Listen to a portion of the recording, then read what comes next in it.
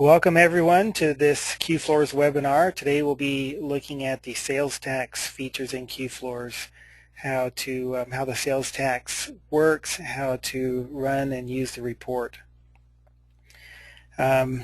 Remember that if you are participating in the webinar with audio capabilities, you're either dialed into the phone call with the phone number that's in the email that you received, or you have a headset connected to your computer.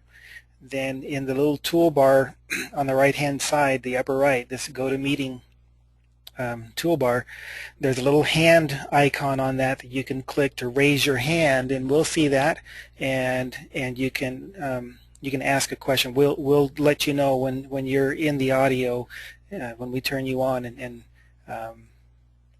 you can ask your question and we'll address it. If you're not participating with a headset or in the phone call, you can type a question again in that toolbar on the right hand side. If you click the little orange arrow button, it'll open it up. You'll see a box where you can type in a question. We'll either answer the question during the webinar, or we may have to wait until afterwards, but just go ahead and type your question and let's see.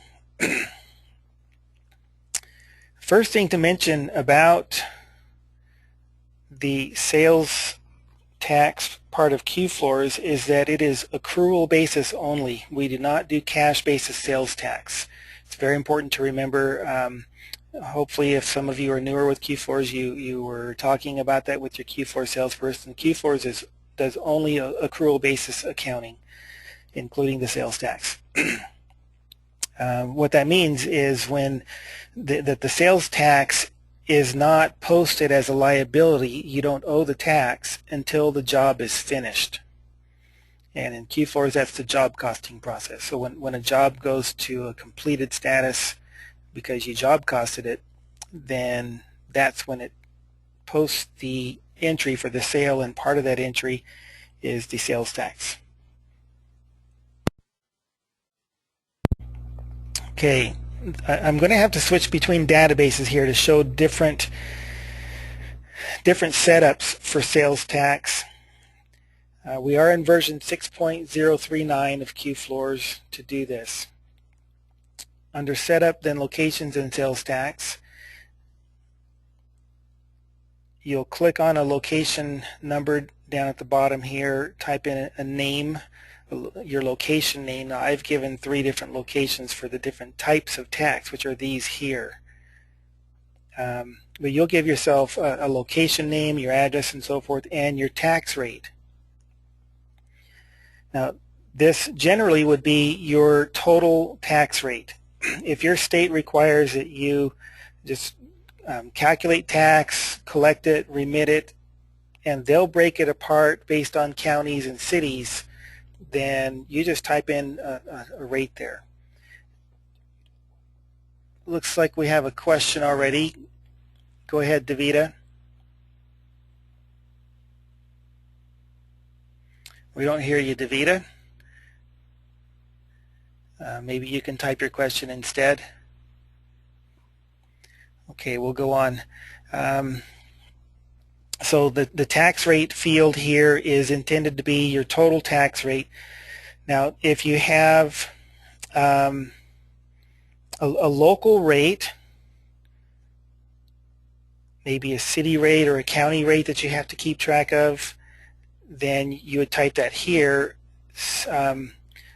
Maybe your total rate is 8%, so we have 6% state, press enter, 2% local or city.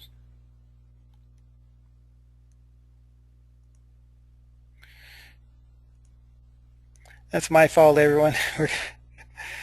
We're not even showing the screen here. I apologize. We're going to back up.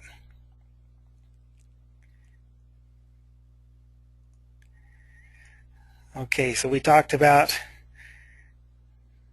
going to Setup, Locations and Sales Tax, and down in the lower half of the window you click a location, and then up here your tax rate, and that would be your total rate. If all you do is calculate tax and send it in, if you do have to keep track of a local tax rate, then you'll type it in the second box here, local tax rate. This other option is extremely rare if your location has a local limit, meaning that this local rate is only applied to, say, the first $2,000 of a sale.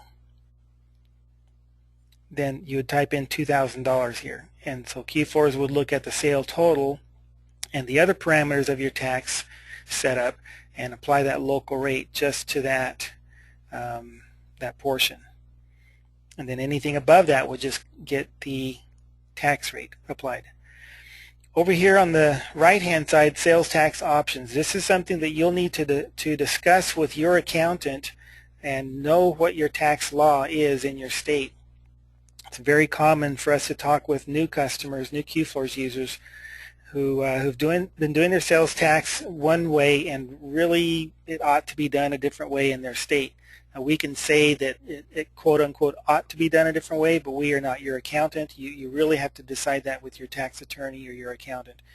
How should we be taxing our sales when we install it or when it's cash and carry within your state? I'm going to talk about these different options though and explain them. Use tax law, that is the most common one here in the United States. Most of the states have that tax option. What that means is if you install materials, then the customer does not owe any tax. You, the flooring dealer, used the materials in a contract job to repair or renew, I can't remember the terminology, but to repair or maybe new construction in real estate. So you're basically taking tangible goods, flooring materials, and installing or attaching them to real estate. And in that case, they're saying you are a contractor, you owe a tax on what it costs you to buy the materials. Use tax. Now you would also have within that same tax option, if you just did a cash and carry or materials only sale, then it would tax the customer as if they had bought a box of pencils at the grocery store or something. That's just sales tax. Let me point out how that works. So here I'm on an invoice and I'm in my use tax location, and I've named my locations by the tax type to help us out here rather than seeing your company location as you would normally see. So this sale has materials and it has labor. If we open our job costs, we see there's this miscellaneous amount, and then we have a cost out here. This is the cost that you, the flooring dealer, would pay, 6% tax rate times the 480, the 130, those two material amounts. And that's your out-of-pocket cost. And that's use tax. Now if we had a materials only sale, I think we've got one of these down here. Yes, materials only. There's no labor here. So it's just sales tax. We're collecting $15 from the customer. We are paying out $15 to the state. So the cost is the same as what we collected. It's really nothing out of our own pocket. Sales tax. The use tax is calculated on the cost of the materials. On that note, on the cost, we do not recommend that you pay sales tax on your vendor invoices, that you would submit to them your state's resale certificate or tax exemption certificate, whatever your state calls it, the certificate, the form that says you do not have to pay tax when you're purchasing from them. Then QFloors will calculate and handle the tax on its own.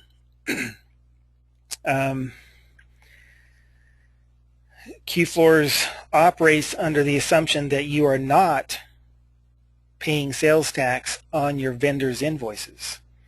If you are, then we'll have a discussion with you. You'll want to set up an appointment with us, and we'll have to talk about how to handle that differently. It is doable, and we do have a good number of customers that do pay sales tax on their vendor invoices, but we don't recommend it, and the software doesn't handle it by default. Very simple, few extra steps you have to do if you are going to pay tax on your vendor invoices. One main reason we don't is that one, just for the extra steps, but also if you stock inventory of any considerable amount and you're paying sales tax up front on those vendor invoices and you're holding that stock on hand for any amount of time until you install it, you have paid that tax out of pocket before you really would have had to. So it's a cash flow issue. You could have kept that money in your pockets a little bit longer if you don't pay it to the vendors up front. Okay, miscellaneous charge. What is that? So here we have an out-of-pocket tax, $36.60, $76.80 miscellaneous. Back in our tax setup, when you have use tax selected, this box over here opens up.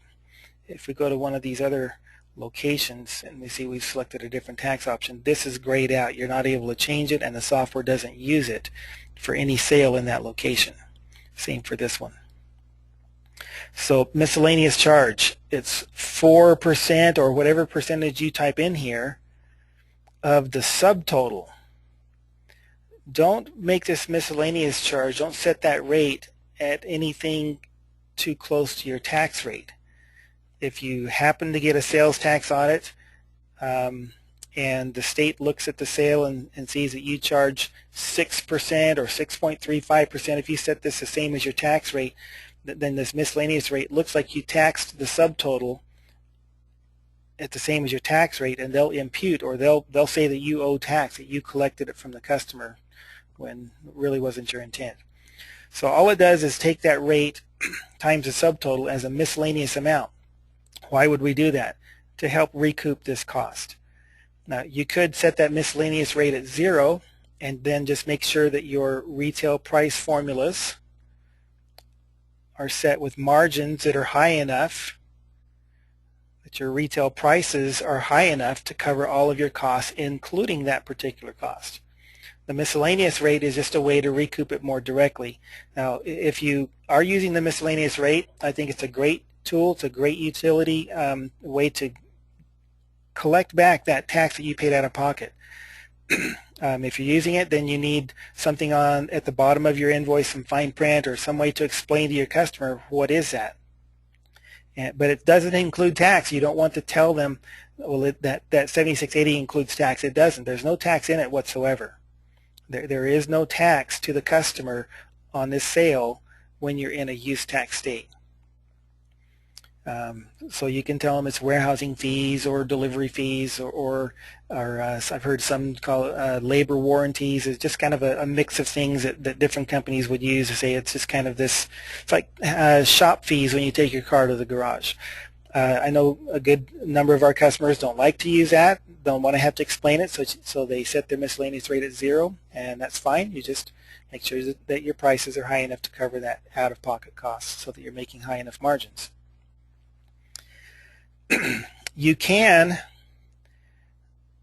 double right-click on that miscellaneous amount, not on the word miscellaneous, but on the amount. You can double right-click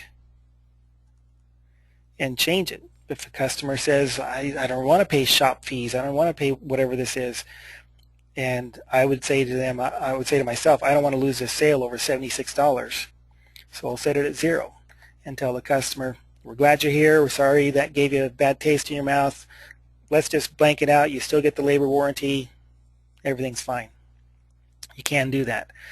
However, you come back to the invoice and you make a change to it anywhere. You add a new line, you make a change on a line somewhere that causes it to recalculate the total, it will recalculate that miscellaneous amount.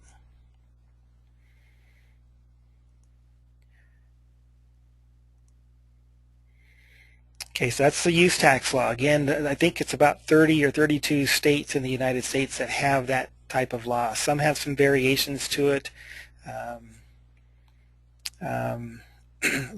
I should mention this. I know California, there may be others, their laws say that you can do the use tax option only if you give the customer a printed invoice that has a lump sum total at the bottom, where you're not showing them any of the pricing. You can have the pricing on screen and QFloors does the math and calculates your totals and everything, but when you print it, you have to give them a lump sum. Well, in QFloors, when you click print, this is going to open up in Q Reporter. And it did open up a lump sum invoice. There's no pricing here, just totals at the bottom. Let me turn that off.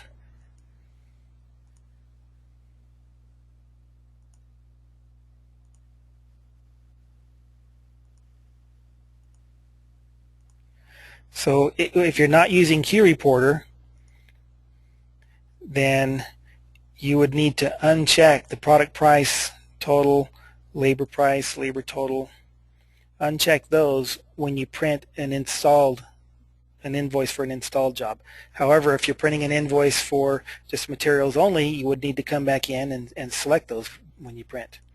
This setup is per computer, not per user that logs into QFloors, but per computer. And it stays as is until you change it again. You make a change, click OK. It stays that way until you change it again next time. By the way, the Q Reporter report that opened, it just happened to open to a lump sum invoice because that's what I had it set at to do. You might have to select your invoice, lump sum, or I want this the full invoice with all the pricing. You might need to select which Q Reporter invoice do you want to print.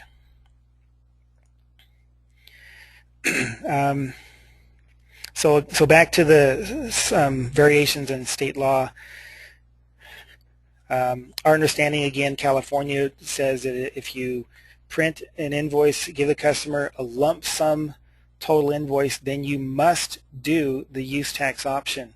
But if you print an invoice to the customer that has the line item pricing on it, a separated type invoice, then you must charge the customer sales tax on the materials but not on the labor.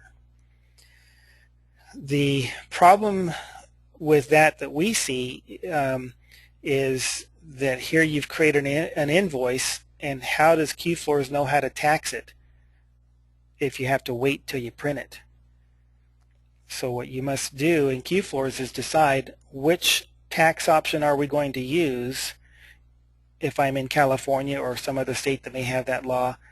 So you set your tax option and then you print all of your invoices accordingly. Okay, the other tax options are pretty straightforward. Tax all materials and labor. That's this third option here. Pretty straightforward. Let's go to that location. So you switch locations here. And so here's an invoice where we have, I don't have any labor on those. If we had labor, it would be taxing the entire subtotal, including the labor. If we switch to the tax materials only location, here's one that's taxing just the materials here, just the materials, but not any of the labor. I can't really tell that just by looking on screen. You'd have to get out of the calculator and add things up, times your tax rate. Okay.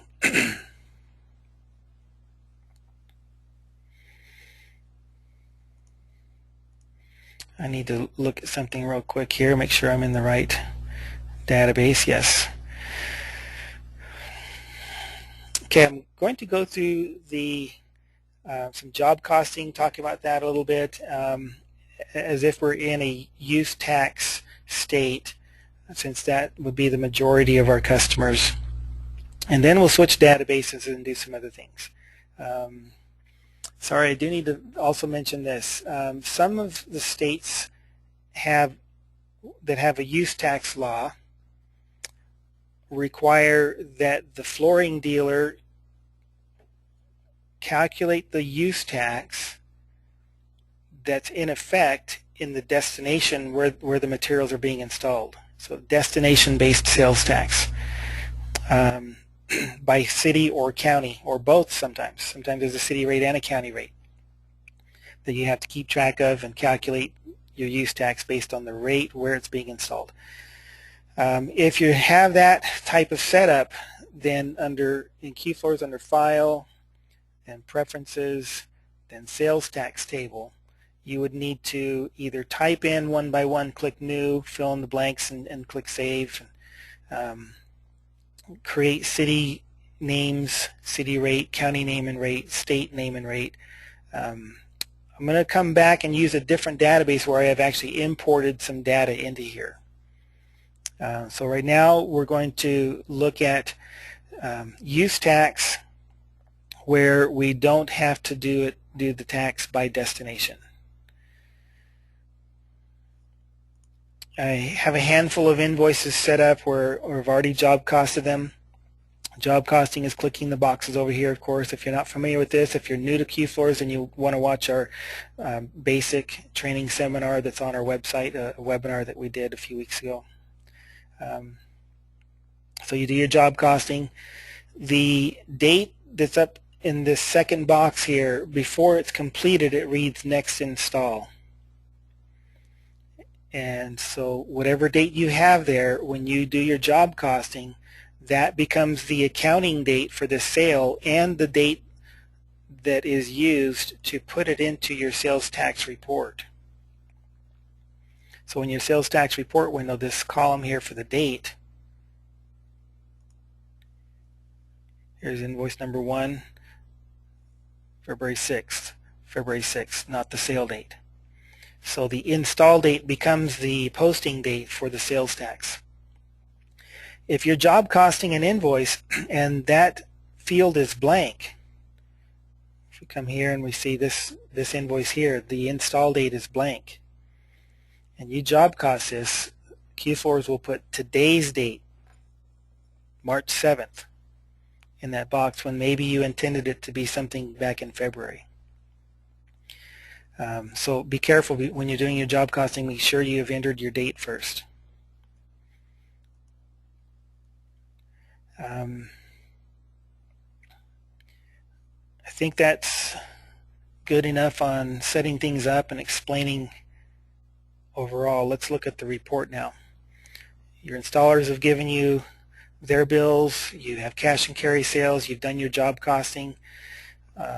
Sometime around the middle of the month or so, it's time to start preparing your sales tax form for the state in QFloors under Reports, then Sales Tax. Make sure you enter your cutoff date. If you accidentally leave that at today's date or some wrong date and you finalize, we can click Finalize Now and then click Cancel, and it's still okay. Changing the date here is not going to do anything for you. It's still including the March data in your February report. We can click Cancel here. If you were to finalize that, it's done. It's not undoable, not very easily. You could go and unjob cost all of those jobs that shouldn't have been included, and then do some other things. Call us if you ever get that situation. But basically just make sure you put in the right date.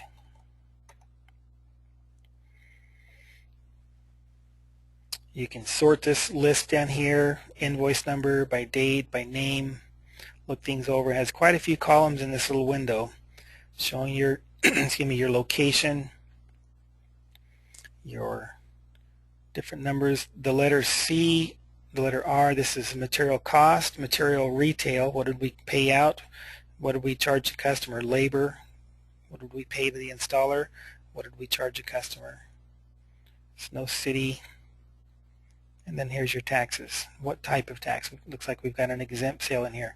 Use tax, exempt, sales tax. Let me just mention real quick, how do you make a sale exempt? It's by unchecking this box here next to the word miscellaneous or next to the word sales tax, whichever is on that invoice. That'll make it exempt. So you look things over. If something doesn't look quite right, then you would just close this window and go and look at that invoice, make some corrections, and then come back. You can pre-export to CSV type of spreadsheet file. You could print it to paper. These are just going to be detailed type reports, not the summary type of report that this will create. Detail meaning it'll look very similar to this, all the line item details of sale by sale. When you finalize, we're going to get a summary report, and you can also see the finalized report in detail like this. Finalize. QFloors calls it tax report with the cutoff date that you entered. You can change that in any way you want to. And then click OK. And there's our report. Let's make it a little larger.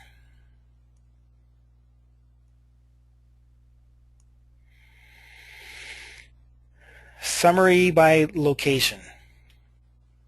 Now remember, my locations are called by the tax option. Your location would be, here's your store where you're at, here's a store across town, whatever you have your locations named in QFloors. But a location could have a different tax type like I have here. So in our use tax location, we have these three columns. Here's our cash and carry sales, materials only. Here's our tax exempt sales. And here's our installed sales. I didn't have any in this particular location, nor did I have any in here. We'll look at another database here in a moment where I do have some data in all three sections. So let's talk about this. And just because this is use tax, those of you in other states will gain from this. So please pay attention. And if you're falling asleep, I apologize. Looks like we have a hand raised here. Angie, how can we help you? Hi. What if you forget to finalize last month's report and you already sent to pay? So what did you do? What was that last part? You already sent to pay? Yeah, we already sent to pay last month's sales tax, and so if I'm going to try now to do my taxes, then it's going to include everything from last month plus this month. By putting in the cutoff date, let's go ahead and close this. Now I don't have any data in there now, but let's put something in.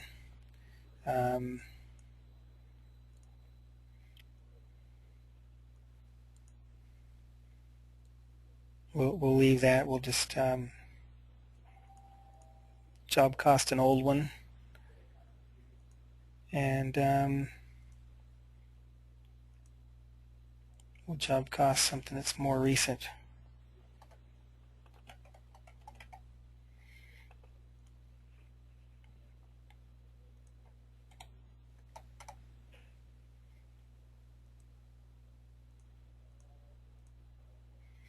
Okay, so reports, sales tax. The question is, why did I only get one of those is the question. 39. What was the other one?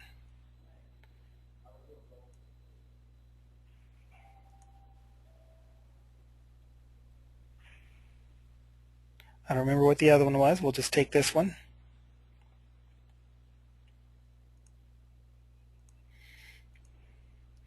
Okay, so the question was, what if we already did our sales tax report with the state? We filed it, we paid them some money. Now we're coming and coming backwards and trying to create the report to match what I paid.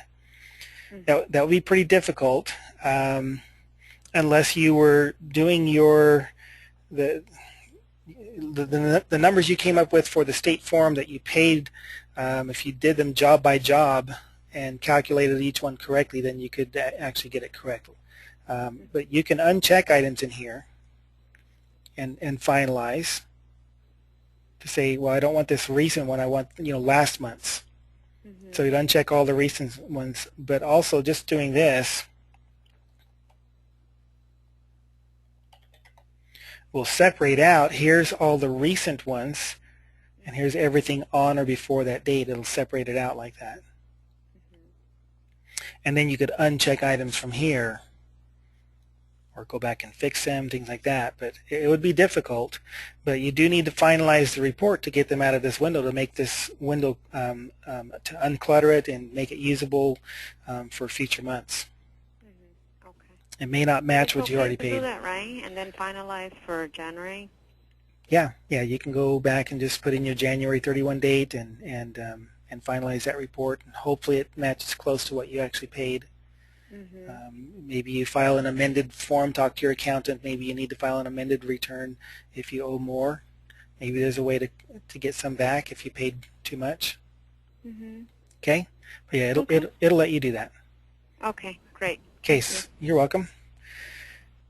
Okay, so we finalized the report and then I closed it. To get back into it, in QFloors version 6.0, you click this report 5.0. Back in version 5, we changed how the sales tax reports worked. And then here's our report at the top. We click there, we click OK to open it. Here's our report again. So to recap what we're seeing here, we're seeing summary by location. I forgot to point out there's a grand total at the bottom here, but in this case I only have the one location with data in it. Cash and carry, materials only sales, tax exempt, and installed sales, use tax.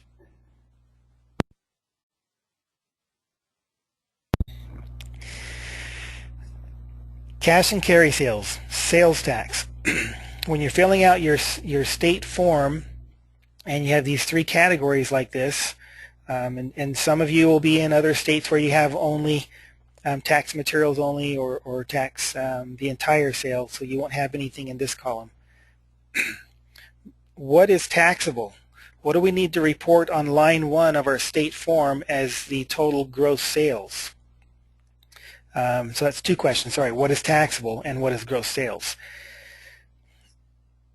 The first line on most states' tax forms asks for gross sales. In the sales tax column, gross sales would be the subtotal. Not the total that includes tax, but the subtotal that got taxed. Looks like we have another question.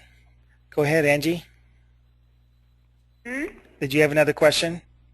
No, something happened, but okay. no. Thank you. Sorry, that's okay. All right, so in the exempt column, the subtotal and total are the same, so take one of them. In the use tax column, your installed sales, it would be the total if you're using the miscellaneous charge. If you're not using the miscellaneous charge, your subtotal and total will be the same amount, just like you have over here under exempt. So you would add those three numbers. We'd take the subtotal plus a total, and that would be your gross sales. Now, what's taxable? In a cash and carry situation, generally the subtotal is taxable.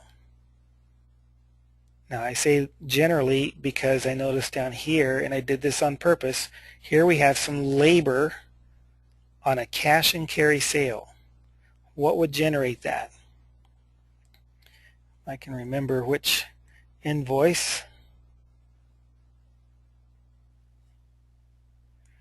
I think it's this one.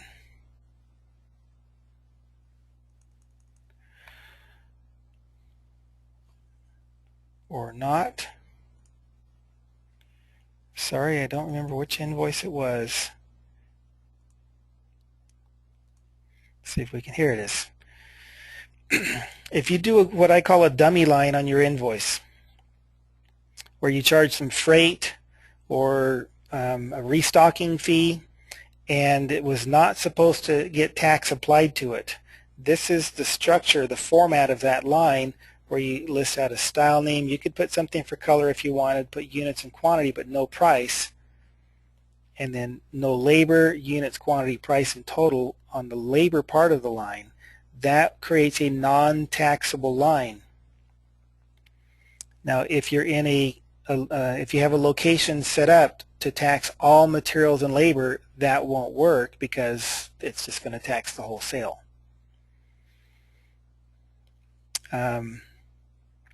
So here we have labor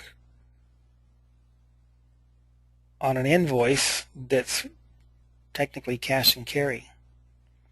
So when you are doing your report for the state and you're looking at, if you're in a use tax location and you're looking at this column, you would take the subtotal minus the labor retail, and that's your taxable amount.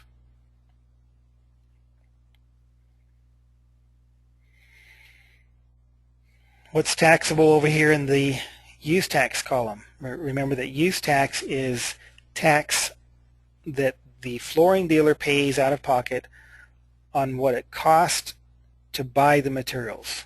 So that would be materials cost. That would be this third row, $6,374. That would be your taxable amount. So when you're filling out your state form, somehow you've got to, you give them the gross amount on line 1. Somewhere there will be some place to record exempt sales. You might need a place, find some spot on the form where you can subtract out non-taxable labor or other non-taxable items. Over here, somewhere on your state form, you've got to subtract out the entire $20,000 of subtotal. I'm sorry, of total, because none of that's taxable. And then somewhere else, you've got to add back in another line on your form: materials purchased tax-free, used on jobs, whatever your state calls it. The terminology is pretty varied, but you've got to add that back in. So let's recap that. On your state form, you give them the gross total, gross sales, that's the subtotal here, exempt amount, either one, and then if you're if you're using a miscellaneous charge, that's the total. If you're not, then those would be the same. That's your gross sales. Then you've got to subtract out somewhere any of this labor, whatever it may be for, different lines on the form, on your state form. Subtract out your exempt sales, subtract out the entire installed sale gross amount, and add back in on another line the cost of materials that you're paying tax on. That gives you your net taxable amount. Looks like we've got a question here. For freight or non-taxable sales, I use the installer line and it does not get taxed. I did not put anything in the style, MLK, on that part. Doreen, I believe you're in Colorado, if I remember, and I'm pretty sure that's a use tax state. And yes, Colorado. So on an installed sale, that works out perfectly because none of it's taxable. The entire sale is not going to get taxed. Oh, no, it's not use tax. Okay. So if you have your tax options set at tax materials but not labor,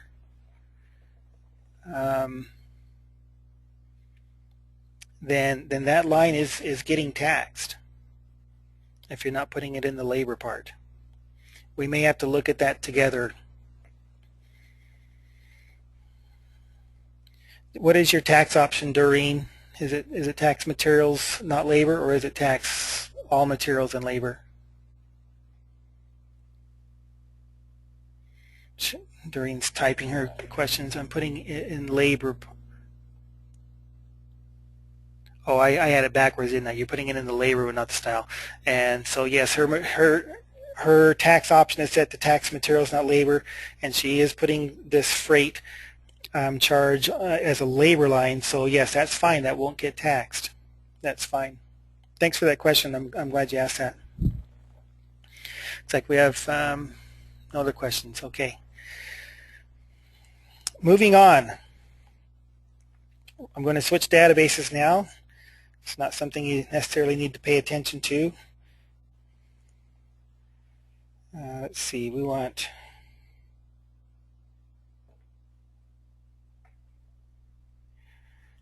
this one.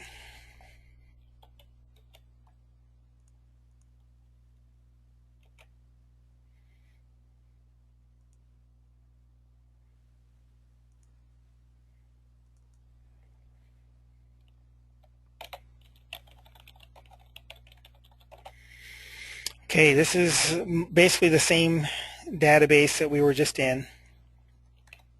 Same set of data.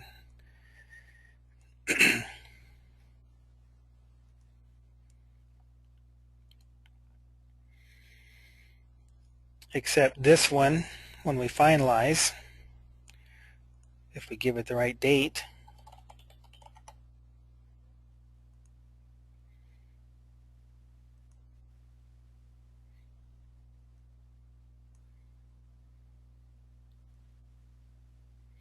here we do have data in our different locations.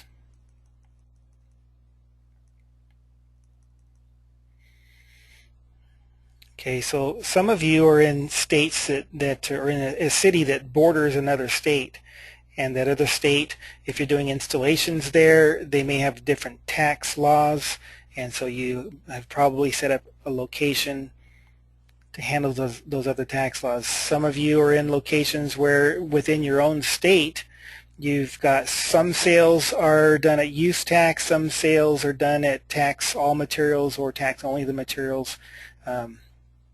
So for whatever reason you've got different types of tax options selected, you'll have your location name and you'll need to know what type of tax option is selected for that location. Now here again, I've made this somewhat convenient by naming the type of tax option, but you won't see that on yours. You'll see location A, location B, location C, and you need to know what is the tax option for that location.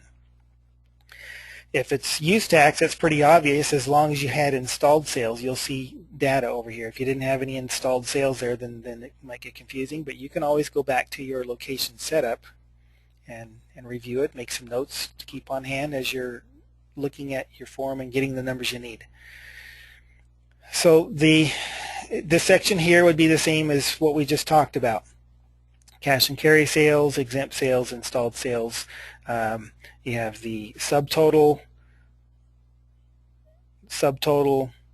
total if you're using miscellaneous charge. These would be the same if you're not. That's your gross sales. Taxable, again, the subtotal minus any labor retail that you have. Somewhere on your form you subtract out the exempt. Somewhere on the form you subtract out the entire value of your installed sales, and you've got to add back in on another line the materials that you purchased tax-free. If you're not in a use tax state at all, or if you are but you also have another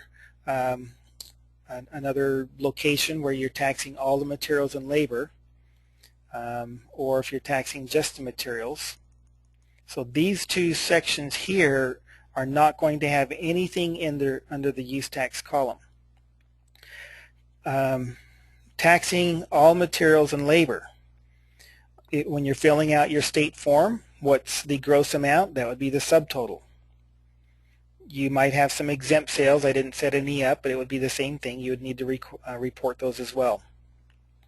What is taxable is your material retail. I'm sorry, your subtotal in this location. The total tax all materials and labor, it would be your subtotal. It is also the taxable.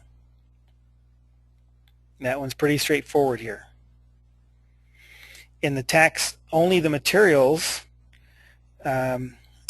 again, you're reporting gross sales of the subtotal plus any exempt sales. What's taxable is, again, the subtotal minus any labor retail.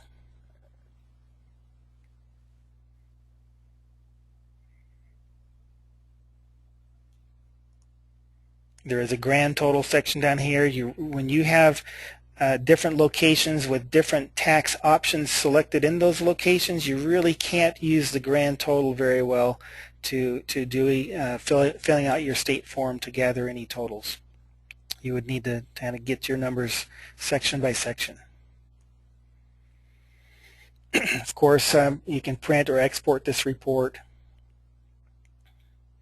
If you click this detail option up at the top right, then you're seeing by location. So again, my location is called something very different from what yours will be. So there's your location name, and then the types of sales within that location: sales tax option, exempt option, use tax, cash and carry. So here's each invoice. You can double click and QFloors will take you to that invoice to drill down. So there's the details, all of your different columns. I didn't set up a local tax rate, but it would show in here if we did. I believe it shows under city tax. I don't remember. I'm sorry, city or county. It'll be one of those. But that's only if you are not using those tables. So again, this database that I'm in here is assuming you are not using these in any way.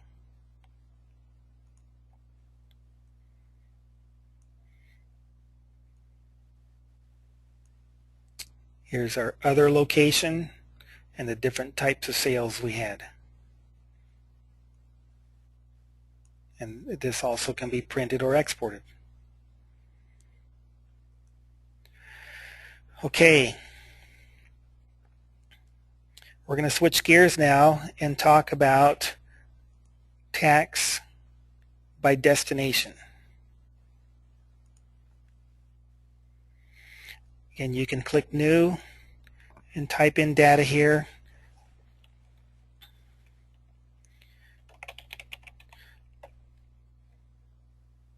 %.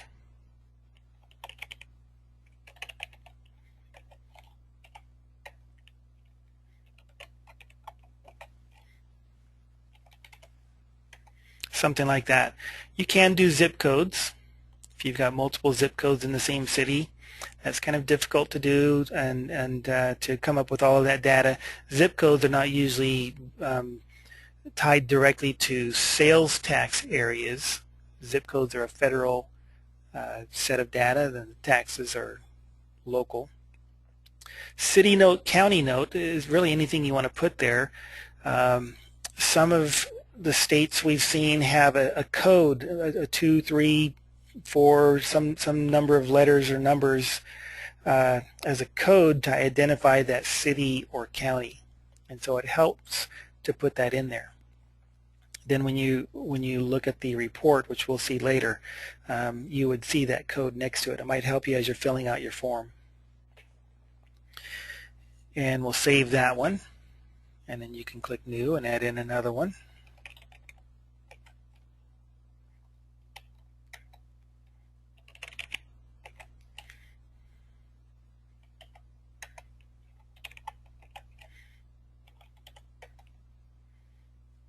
And just keep filling it out.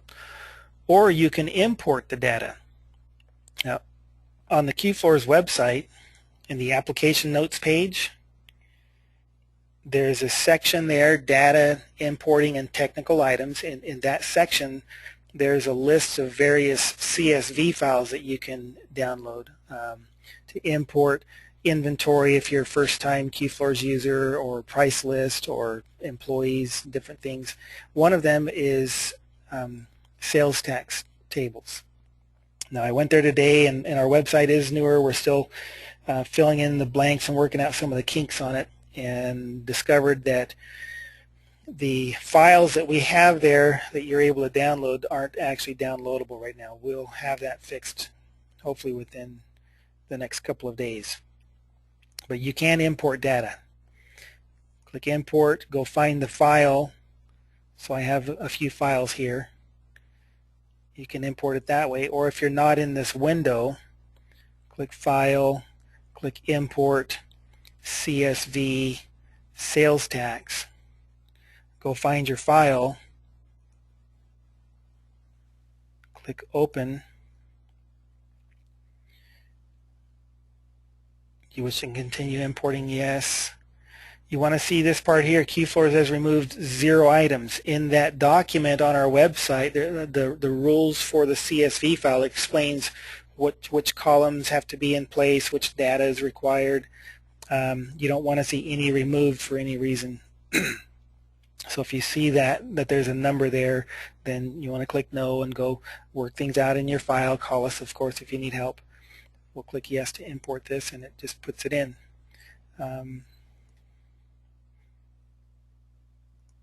Now I would probably close and reopen QFloors just as a precautionary measure so that gets loaded fresh right after you've imported it. Let's go look at our website for a moment. So this is the application note page, the specific page. If you're up here, support, application notes, and then you'll go find that particular link to take you to this page. Must be in this format. First row is a header row. Cell A1 must have that indicator there, 2 tildes, and the word city with a capital C. Then you need those columns A through I must have that data in it. Certain fields are required to have data down the entire column in the spreadsheet. Don't use these characters, parentheses, apostrophe, comma, double quotes, asterisk. Don't use those. This header only file is this one here. Let me come back to, let me open up another, this blank. So that's the header row there. 2 tildes and the word city with a capital C. The others can have any sort of heading you want to give it. You can abbreviate county note. It doesn't have to be any particular text in the header there. But then the data goes down below it, and remember that certain columns were required to have data down the entire column. So we've created that little blank that should be available on our website in the next day or two to help you out if you need to create your own file. The files that are on our website that for particular states, be careful using those. We have a little disclaimer up here somewhere. Yeah, right there, little. It could be old data, it could be maybe certain things have changed. Instead of just rates, anything could have changed. So you might want to go to your state and find out if they require that you do this tax by destination, then where's the file? Where's the data? How do you get that? Hopefully they have something that you can download from their website and then kind of reformat it to fit our import needs.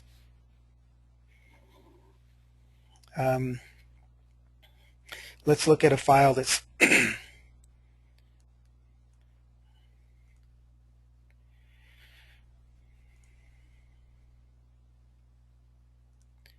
let's look at this Utah file. So there it is in spreadsheet form.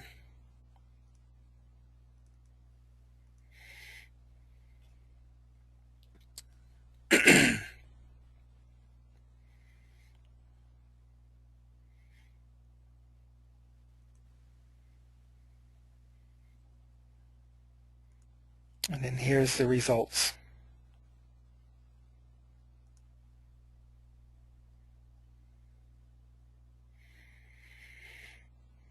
Okay, so that's just importing the data and talking about setting up a file and excuse me.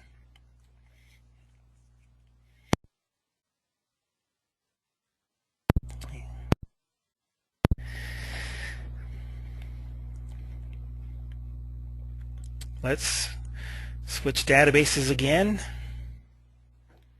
There's one with table already set up and some jobs that are job costed.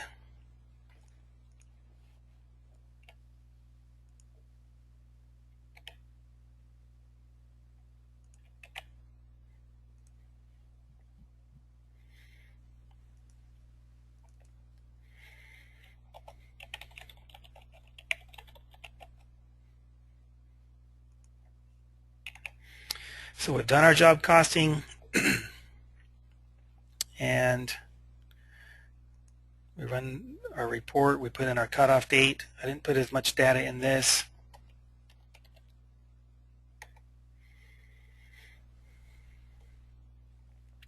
Finalize.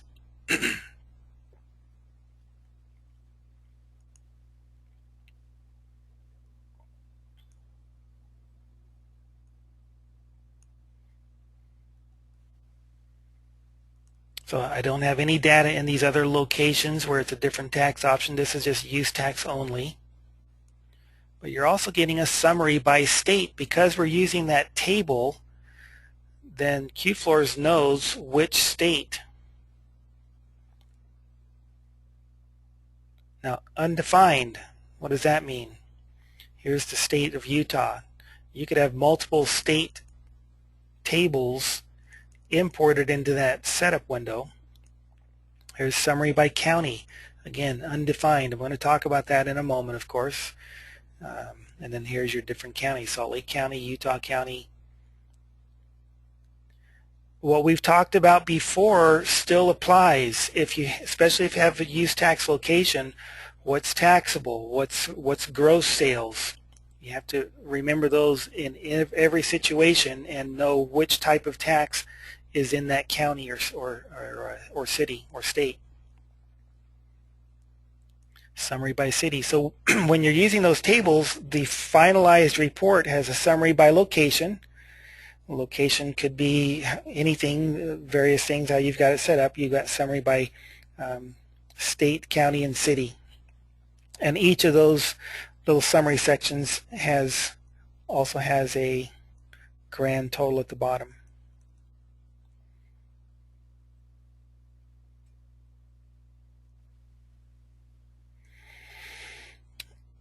Let's go look at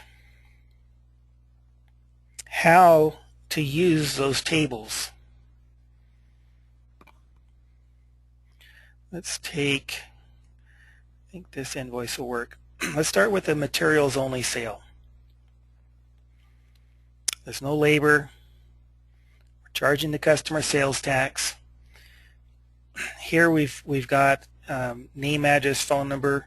When you're in the box here for city, there's your imported data. So you select one and you press enter.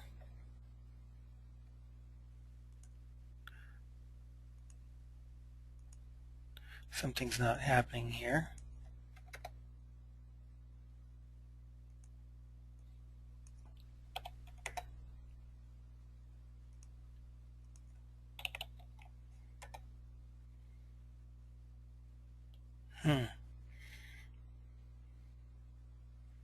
Let's do a new sale.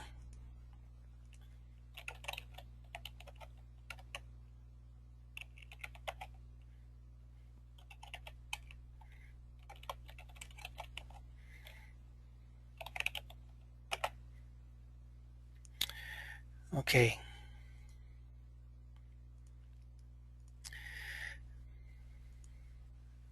Here we go. It's working.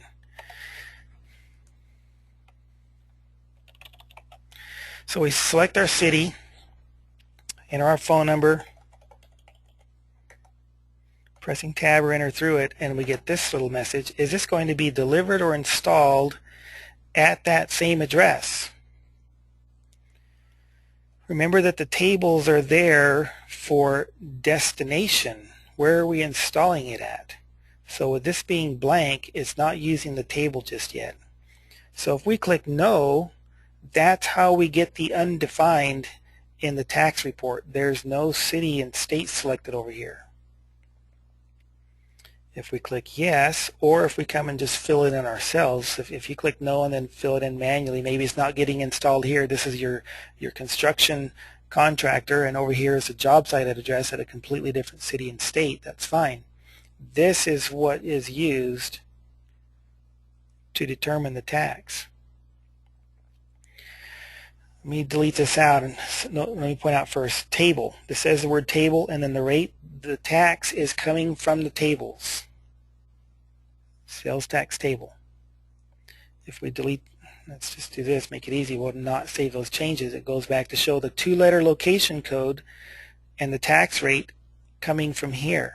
This is what's being used. It uses its first 2 letters as a little tag on the invoice for your location of the sale and of course for the tax, because it's in that location.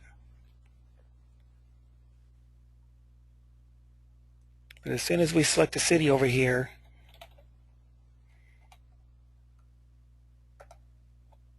it switches to table and shows that rate.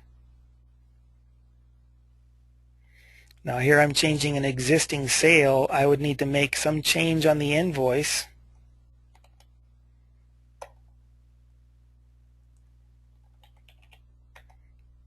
To make sure I'm getting the right tax calculation.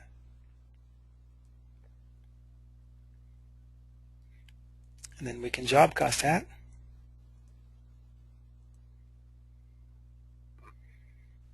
Same would apply for an installed sale.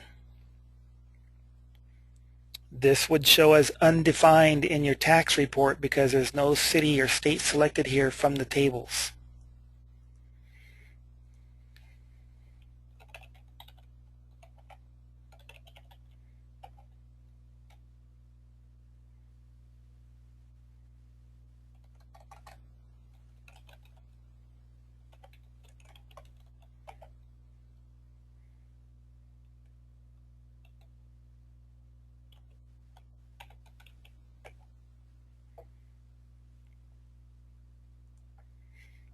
Okay.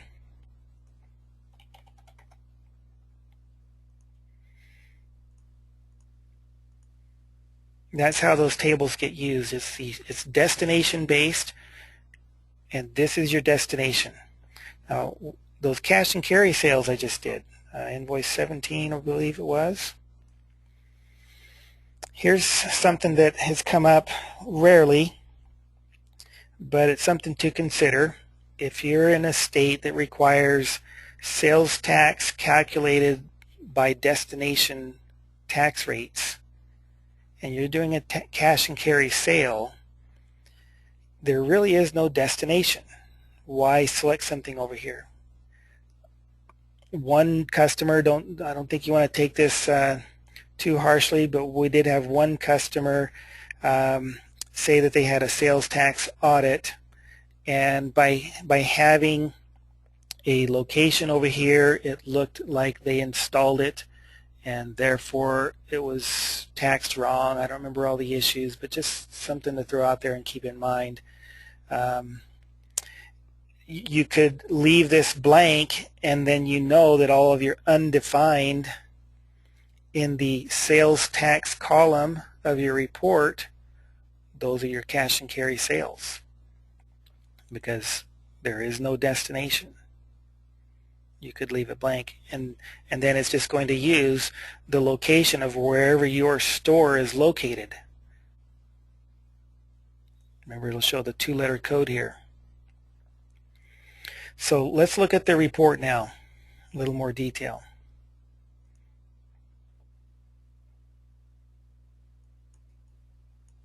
Already finalized earlier, we'll just use that one.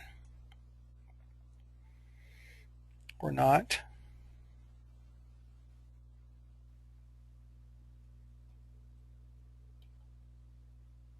Right there.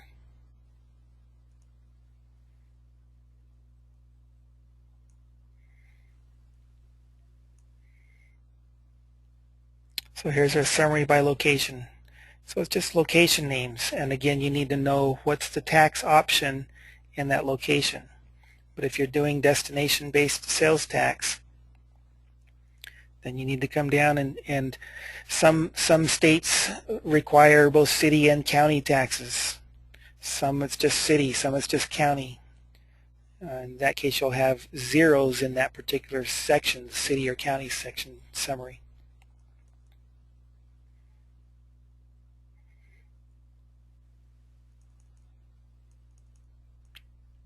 So here's undefined. Again, we could know that these are our cash and carry sales if we're not putting anything into the ship to side on our cash and carry invoices. Got exempt sales for a different city. So depending on your state's form, it can be a little bit time consuming. In fact, it is a little bit time consuming, just the fact that they make you do this type of tax, but the report does give you the details. Just remember what we talked about earlier, what's included in gross sales and what's included as taxable sales for the type of tax that you have in your different locations and setups. I will mention this, that in QFloors 6.1, which we will be releasing pretty soon, we have separated out, we've separated this setup window into 3 different sections. There will be one setup for locations. You have a store here, you have a store across town, you have a store in the next state over. Locations. You could set up a location for your warehouse and that. So there's a location setup. There's also a tax setup where you can give the tax a name. This is my tax setup for my carpet sales. Here's a tax setup for my hardwood sales. Some states have tax where it's hardwood and hard surface is taxed differently from soft goods. And then there's another setup for what we call profit centers. Here's all of my my cabinet sales. Here's my flooring sales, profit centers. So keep that in mind, that the taxes are going to be changing pretty soon, the tax setup. And of course, we'll do another video early on, I believe, for that. There actually is a video on our website already that explains some of the new features in 6.1, and that is touched on. So you can go look at that if you're already using version 6.1. Any other questions before we sign off here? Did I miss something that needs to be covered for any particular state? I don't see any hands raised.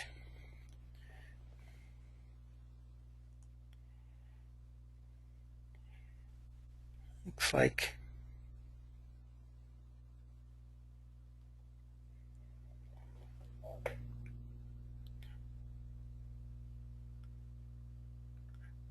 do we need to upload? This is Amy Allen. Do we need to upload all of this? Oh, looks like we've already answered it. Sorry, Brett answered you. Let me read the question since I started. Do we need to upload all of this, or can we only upload for a certain state? Great question, Brett. Type back. You only need to upload the files for the state or states that you sell in. That's good. No other questions. I don't see any other hands raised, no other typed questions. So again, we deeply appreciate all of you for participating today, for your excellent questions, for your ideas throughout the year on improving the software, and keep them coming. Sign up for next week's webinar, and we'll talk to you then.